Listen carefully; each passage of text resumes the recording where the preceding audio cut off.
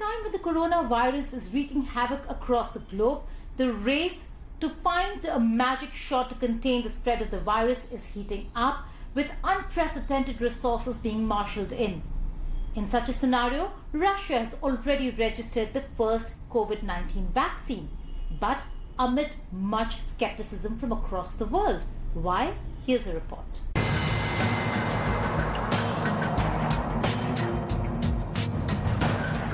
Russia has delivered on its promise to develop the world's first vaccine for novel coronavirus. On August 11th, it announced that it had approved a vaccine being developed by Moscow's Gamaleya Institute. Знаю, что она работает достаточно эффективно, формирует иммунитет устойчивый и, повторяю, прошла все необходимые проверки. Assuring about the efficacy of the vaccine, the Russian president said his own daughter has been given a shot. Одна из моих дочерей сделала себе такую прививку.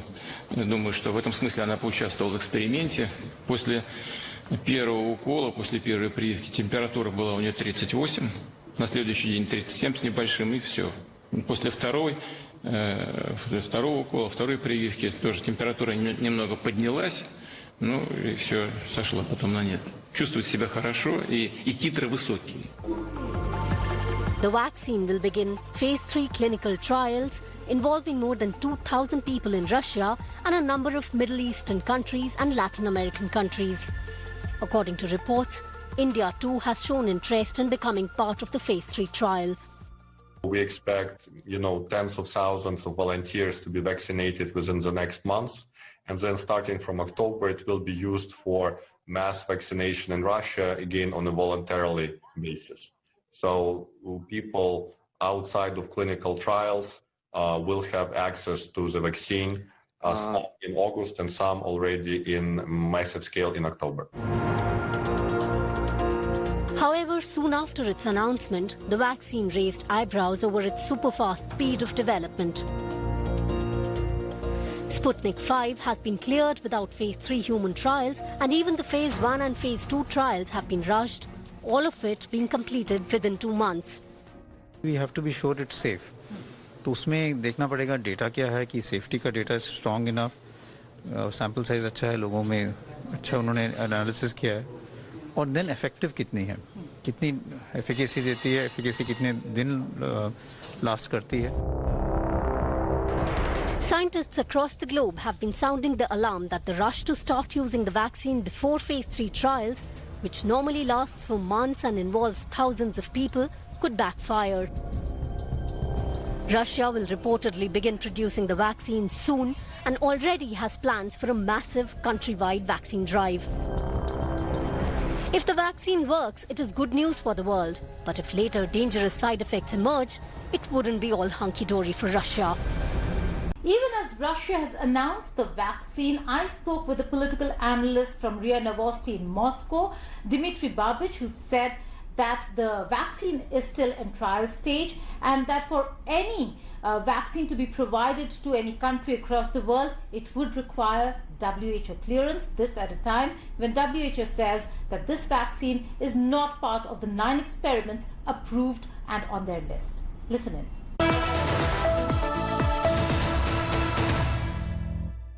Dmitry Babich, many thanks for joining us here on India Today. The big development on the vaccine front, on the COVID-19 front, has been the Russian president announcing the vaccine. But there are many skeptics around the world saying that when it comes to trials, the trials are not complete. And now the WHO has also come out and said that this vaccine is not part of the 9 experiments on their list. Well, let me point your attention to the fact that the vaccine is not being used right now. It has been registered. So the third stage of testing is still on. But the specialists, the experts who are doing it, they have assured us that this vaccine will not be dangerous. It will not contain the germs of the virus of COVID-19. It will contain the so-called vector viruses. And so the main question is it going to be really effective as we expect? But it's not going to be dangerous for humans. That's the main thing. This is basically the reason why it was decided to register it.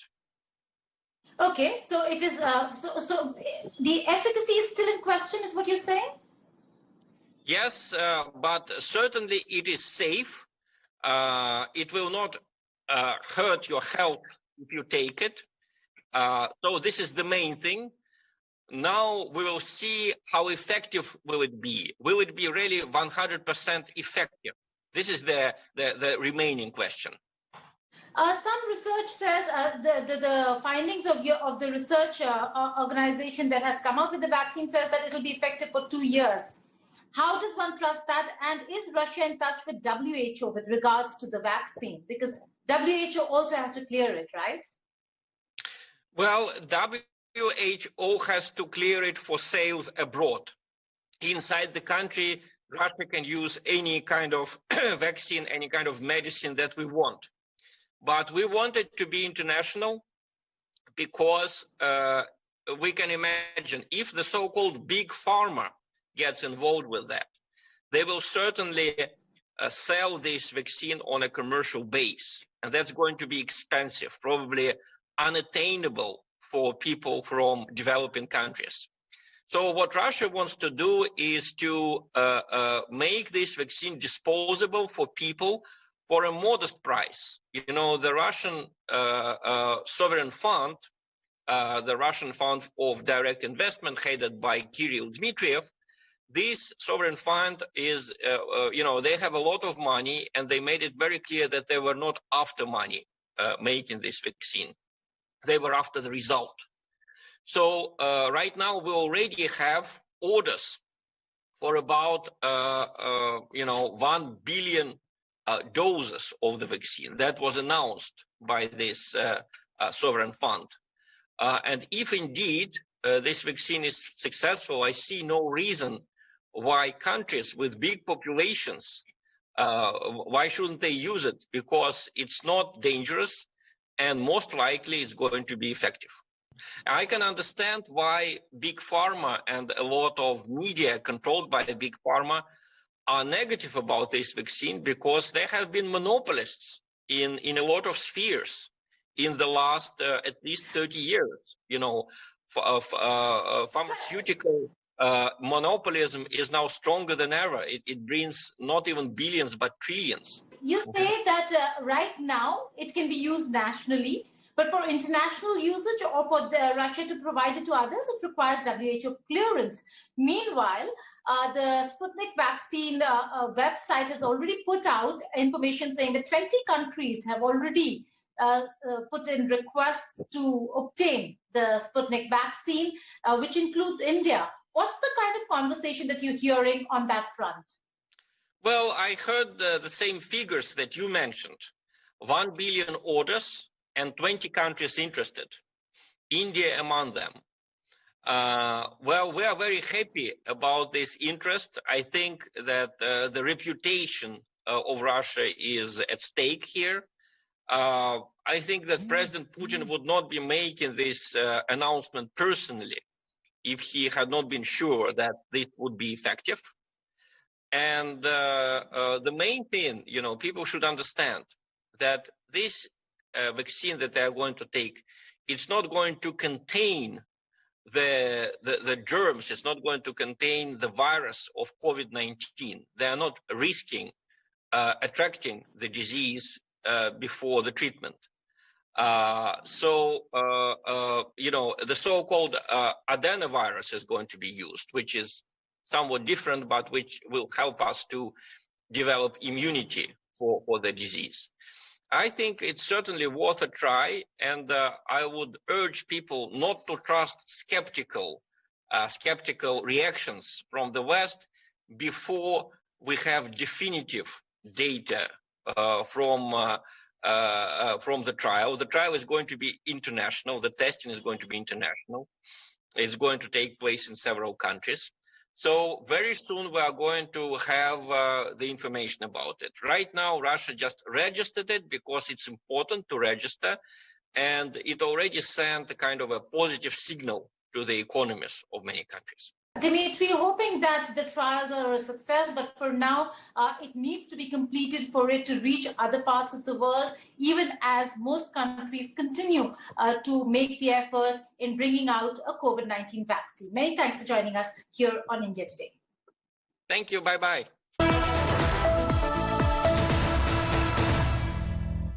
Kamala Harris has made history by becoming the first woman of African and Indian origin to be on a presidential ticket and the running mate to Joe Biden.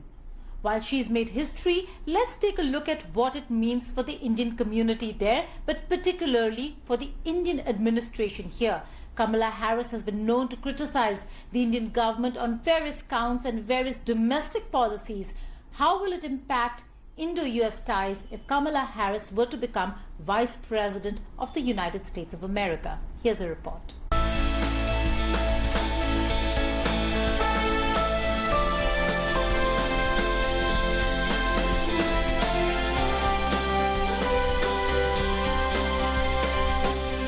Kamala Harris's nomination by Joe Biden to be his running mate in the US presidential elections is a historic moment for America as well as India. She's the first person of Indian descent to vie for the second topmost post in the country, with even a chance of running for White House in future. But good as it may sound, the Democratic nomination will be watched closely in New Delhi. The senator has been a vocal critic of the Narendra Modi government's decision to repeal Article 370 in Jammu and Kashmir. So often when we see human rights abuses, whether they be in this country or around the world, the abuser will convince those that they abuse that nobody cares, and that nobody's watching, and that nobody's paying attention, which is a tool of an abuser. And so that is part of what I would say. We are watching. Kamala Harris has also targeted External Affairs Minister S. Jaishankar a few months ago. She had criticized Jaishankar's refusal to meet Pramila Jayapal, who had introduced a resolution in the United States Congress urging India to lift communication restrictions in Jammu and Kashmir. It's no secret that Senator Harris and other Democrats in the US Congress have been critical of India and what's been happening in Jammu and Kashmir since last August. So the older generation Indian Americans feel that the Democratic Party has become beholden to forces that are unfriendly to India. On the other hand, there's President Donald Trump, who they see as a true friend of India. He has not interfered in India's internal affairs. He has chosen not to say anything about the human rights situation in India. Instead, he has embraced Prime Minister Narendra Modi. When PM Narendra Modi wowed America with the Howdy Modi event in Texas, Kamala Harris's absence was noticed. The event was seen as an endorsement for President Donald Trump. Now, many foreign affairs experts warn Democrats could become cold to Indian interests if they were to win office. We mustn't forget that anyone who occupies that high office is first and foremost there to serve the American people and to serve US interests. We might also find ourselves in a situation where she has strong views on human rights issues or on something else that bothers us. But on immigration and visa rules, Harris might be better than the current administration. Last year, Harris was a lead co-sponsor for legislation to increase the number of green cards that could go to countries like India and China. Senator Kamala Harris's position on human rights is something that is going to trouble the Modi administration, given the fact that CAA and Article 370 are issues very close to the administration's heart. Having said that, they will have to reconcile with the fact that Kamala Harris is here to stay and is going to dream the big American dream of a shot at US presidency in the next 4 to 8 years. In New Delhi, Geeta Mohan for India Today. Kamala Harris is known to be quite close to her family in India. Dr. Balakrishnan is her uncle who stays in New Delhi. I spoke exclusively to him. Listen in.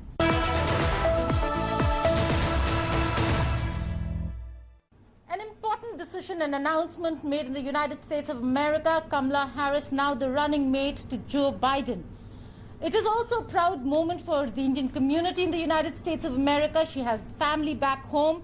Her uncle, her maternal uncle, who's also a distinguished scholar and an academician himself, Dr. G Balakrishnan, who she calls Uncle Bala or Mama Bala. Many thanks for joining us, sir. How do you see the entire Democratic Party, their politics play out with India, particularly Kamala Harris and her views on India?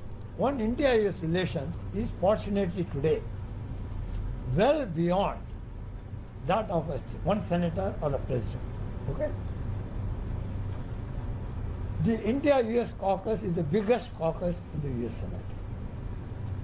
The US administration is full of top Indians. Even Preet Behara, who was thrown out, he was Indian. And she is not like other people. For instance, the other Indian, Nikki Haley or somebody, who strongly feel evangelical, religious. She is not that. She is not anti-God, she is not anti-religion, but she does not let her personal feelings on religion impinge on her public role as a public servant. So that way, she is different from most other Indians, although most Indians are democratic by nature. Okay? So I don't think she'll do anything like.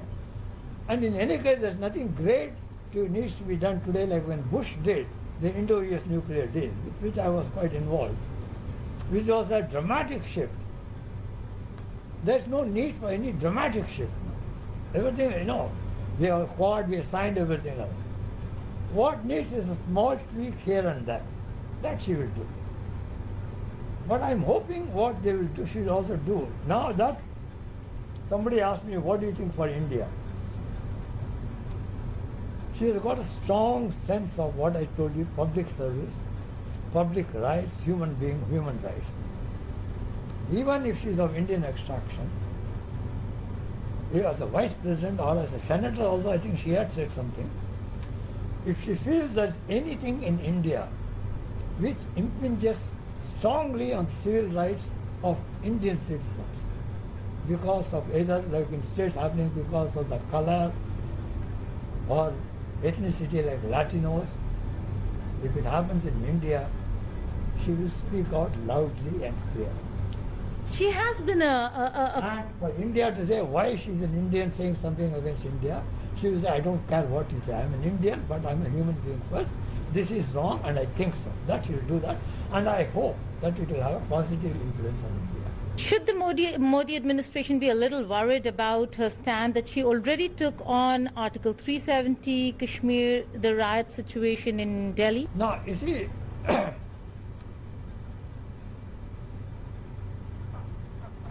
when I was there, I didn't have time to talk in person because she was campaigning at that time. I was traveling between Washington and Mexico, so I spoke to her over the phone. And I did explain to her younger sister the Article 370 or even the CAA, right? I was telling about what are the futures of that. Why, you see, now, yes, she will take a stand on 370.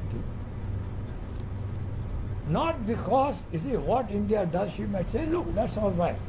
Even we might take the UN resolution. But she'll say, why did you do, what did you do? Still there are no liberties in UN. You said you want to do something. What have you done in Kashmir? Still, today I read that 2G is not yet there, 4G, only 2 states. Okay? So, they might have to take, I mean, they can't depend on that she is an Indian extraction and therefore I'll tell you are an Indian. That is not how. They will have to be careful. She may be more so than Trump administration. Okay. That she will do. Hope she follows what her mother and what her grandfather taught her, is the message coming from her uncle Bala here in New Delhi. Geeta Mohan for India Today.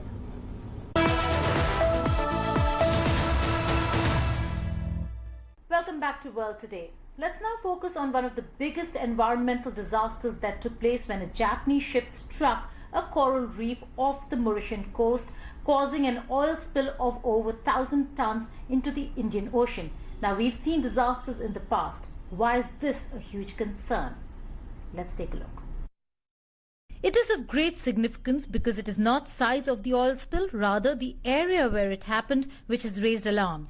The area is near two environmentally protected marine ecosystems and the Blue Bay Marine Park Reserve, which is a wetland of international importance. Let us take you through a few images that our OSINT team has access to show what actually happened. Now, these images show you the bulk carrier MV Wakashio that ran aground into a coral reef on 25th July. The bulk carrier is seen close to Point d'Arseny, south of Grand Port, on the southeastern coast of Mauritius. The satellite images clearly show the 300-meter long and 50-meter wide ship trying hard to get out of the coral reef with help of smaller ships. On August 1st, you can see satellite images of smoke that can be seen bellowing out of the crude carrier. No oil slick is observed in this image. It is on 6th August that a huge oil slick can be seen traveling northwards towards the coast. The satellite image clearly indicates that the ship has damaged itself while trying to free itself from the clutches of coral reef that it ran aground in. The images also show that the oil has now traveled along the coral reef to the north and northeast of the bulk carrier to almost 7 to 8 kilometers. While Prime Minister Jagannath has said that the waters have been cleaned, he also said that the country should prepare itself for the worst-case scenario. The international community has to come together to assist the small island nation to save the beautiful turquoise islands' undersea environment. Let's now take a look at other stories doing the rounds in World at a Glance.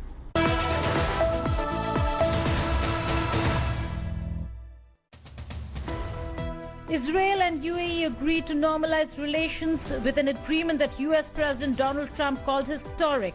In a joint Israel-UAE-US statement, Israel will suspend its plans to annex parts of the West Bank.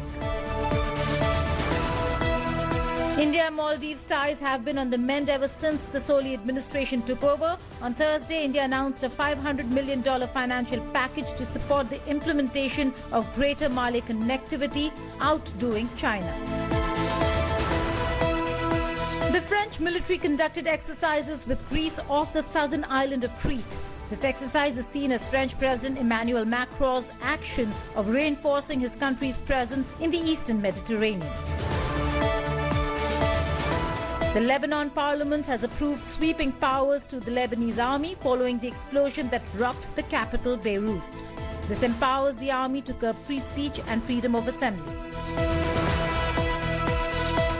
Famous composer Andrew Lloyd Webber volunteered for a coronavirus vaccine trial. He claims that he will do anything to prove that theatres can reopen safely. He received praises from the theatre and acting industry. Women in Belarus came into the streets to condemn the crackdown on protests over the disputed election. They were carrying flowers as they called for an end to police brutality. That's all in World Today this week. On the other side of the week, I'll bring you yet another episode of in-depth analysis of stories that affect you, that impact you. Stay safe and be healthy.